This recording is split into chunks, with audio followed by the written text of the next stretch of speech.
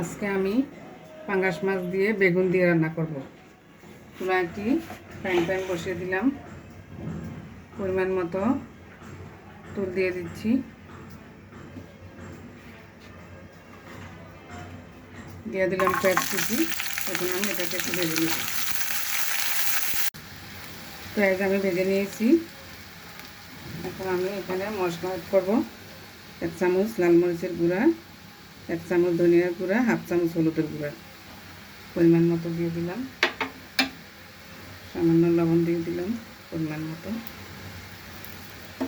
একটু পানি দিয়ে দিলাম। এখন আমি এটাকে একটু কষিয়ে নেব।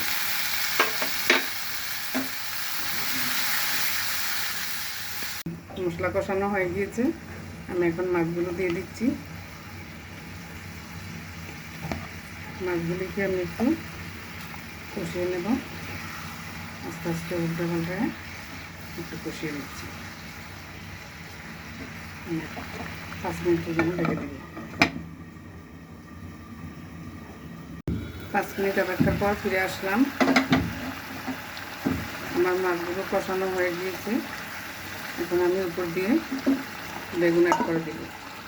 আমি মূলত মাছ উঠিয়ে রাখি, সবজি দিলে আজকে আমি মাছটা উঠাচ্ছি না, কারণ বেগুনটা এমনিতেই হালকা আছে, সিদ্ধ হয়ে যাবে। সামান্য একটু পানি দিয়ে দিচ্ছি।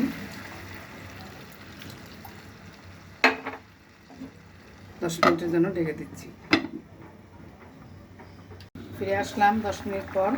বেগুন সিদ্ধ হয়ে গিয়েছে। এখন আমি একটু ধনিয়া পাতা দিয়ে দিচ্ছি উপর থেকে। আমি এটাকে আর 2 মিনিটের জন্য ঢেকে রাখব।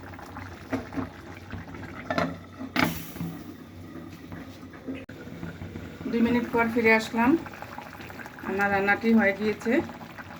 যদি রান্নাটি ভালো লেগে থাকে কাইন্ডলি সাবস্ক্রাইব করে দেবেন আমার চ্যানেলটিকে, এবং লাইক কমেন্ট শেয়ার করে পাশে থাকবেন।